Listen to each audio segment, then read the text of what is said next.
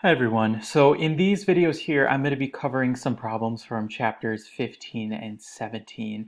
I'm going to make this into two videos. The first video here, I'm going to be covering the chapter 15 demo problem as well as problem 15 4a.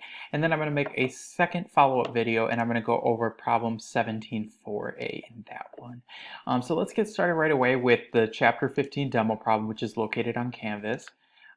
The problem says the following information is in the work in process and factory overhead accounts for Superior Company. And it gives us these amounts here. And then the required information that we need to provide is first a cost of goods manufactured statement for the company, and then a entry to adjust for under or over applied overhead. So let's start right away with the cost of goods manufactured statement. The first part of this is we're going to have to add up a couple costs. Now, all of these numbers that I'm going to be using are located on that in the problem, like they give us the numbers. We just need to figure out how to format this statement. So first of all, we're going to start with direct materials used, which is 280,000. Next, we have direct labor of 120,000, and then finally factory overhead applied of 96,000. Now we are going to sum these three numbers up, which gives us 496,000, and that is going to be our total manufacturing costs. Next, we need to add in the work in process inventory from the beginning of the year, January 1st, 2017. By adding these two numbers up, we're going to get the total goods in process during the year, and that is going to be 798,000. So it's very common that people would think, okay, great, I got it, I'm done. We need to remember that once we get here, we have to actually subtract out the work in process inventory from the end of the year. So that's 250,000. So our new number, by taking the 798 minus 250, is going to give us $548,000. And that is our final cost of goods manufactured. So with problems like these, where they give you the numbers, it's not that part that's hard. It's just remembering which accounts go where and remembering to include everything within this statement. The second part asks about the under or over applied overhead. So what we have here is from that original slide. It says we have actual overhead of 98,000 and applied overhead of 96,000. So what this means is at the beginning of the year, whenever we did it, we estimated and applied $96,000 towards overhead for the particular department or whatever. But after the year went by, we actually incurred $98,000 of overhead. So this is a good way to look at it. We planned or estimated for 96,000 and we ended up paying 98,000. So what's the difference? $2,000. Now, would that be over applied or under applied? So from the way that I just described it, I think it's a little easier to see that it would be under applied. But another way we can look at it is with the actual overhead here as a debit and the applied overhead here as a credit. Now, when we net these two amounts, we're going to get a debit because this debit amount of 98,000 is higher than the credit amount of 96,000. So that $2,000 is going to be under applied. If you would do that debit credit method and you end up with a credit over here, that would be over applied overhead.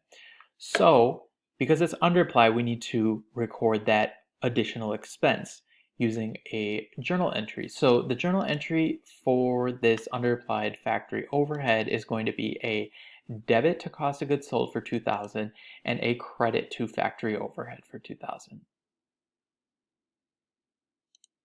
Next, let's get into problem 15 4a, which is located on the online textbook or in your physical textbook. This problem says it's a company, and in December 2016, they estimated next year's total direct labor cost assuming 50 workers working an average of 2,000 hours each at an average wage of $25 per hour. The manager also estimated the following manufacturing overhead costs for 2017, and it lists them all here and then sums it up. So the total estimated overhead cost is going to be $1.5 million.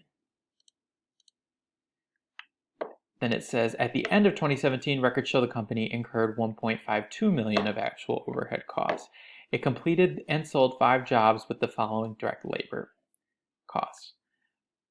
And then it lists out jobs 102 through 105 and those direct labor costs. And then it says, in addition, job 206, I'm sorry, I meant 201 through 205. Job 206 is in process at the end of 2017 and has been charged $17,000 for direct labor. No jobs were in process at the beginning of 2016. The company's predetermined overhead rate is based on direct labor cost. So it's a lot of words, but let's look at what's required in this problem. First, it wants us to determine the predetermined overhead rate for 2017, then determine the total overhead costs applied to each of the 6 jobs during 2017, determine the over or underapplied overhead at the end of 2017, and then assuming that any over or under applied overhead is not material, prepare the adjusting entry to allocate any over or under applied overhead to cost of goods sold at the end of 2017. Lots of overs and unders and overheads, so sorry if I mess up at any point. So let's break that down. So first of all, the first required portion says determine the predetermined overhead rate for 2017. So this is how we're going to do that. The predetermined overhead rate is calculated by taking the estimated overhead costs and divide them by the estimated direct labor costs. For this problem, the estimated overhead costs are $1.5 million. And that was that total that they added up. Now, the estimated direct labor cost is going to be calculated by multiplying the number of workers times the hours per worker times the wage per worker. So with the numbers that they gave us, it said there's 50 workers working an average of 2,000 hours per worker at an average of $25 wage rate per hour. So 50 times 2,000 times 25 is going to give us $2.5 million. So therefore, now we have the 2 inputs. So our predetermined overhead rate is going to be calculated by taking that 1.5 million and dividing it by 2.5 million. And that gives us a predetermined overhead rate of 60%. Now we need to determine the total overhead cost applied to each of the 6 jobs during 2017.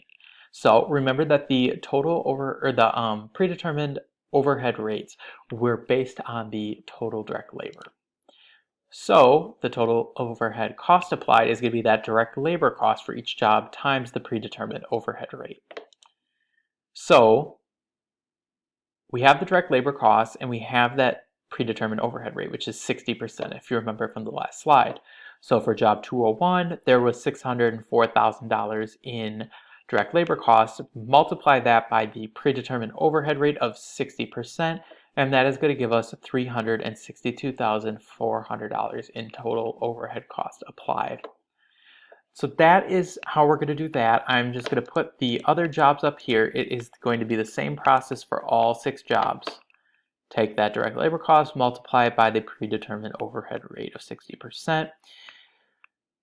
Get all those there. And then we are going to, so these numbers are what the question is asking for, but for the next part, just as a little heads up, we're going to need this total cost here. So that's why I summed it up. So the total overhead cost applied for those 6 jobs is going to be $1,507,200. For the next part, determine the over or under applied overhead at year end 2017. So we have the actual overhead cost of $1.52 million, and that was given to us. Let me go back so you can see it.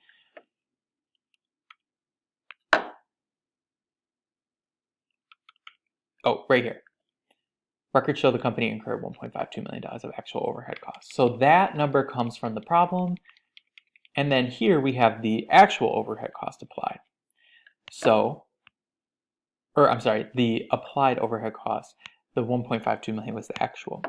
So we have this actual amount over here and the applied amount over here. This should look familiar from the last problem. So 1.52 million over here and then 1,507,200 over here. So that is going to give us a debit over here, debit balance of 12,800, and that's the difference between these two numbers, and that is under applied overhead. Sometimes you'll see overhead abbreviated as OHD, so that's what that means there.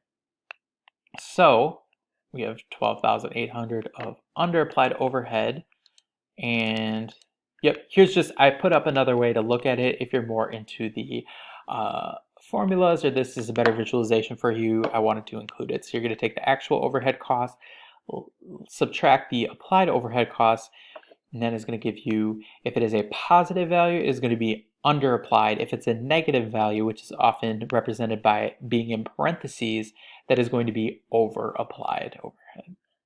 So in this case, it's under applied.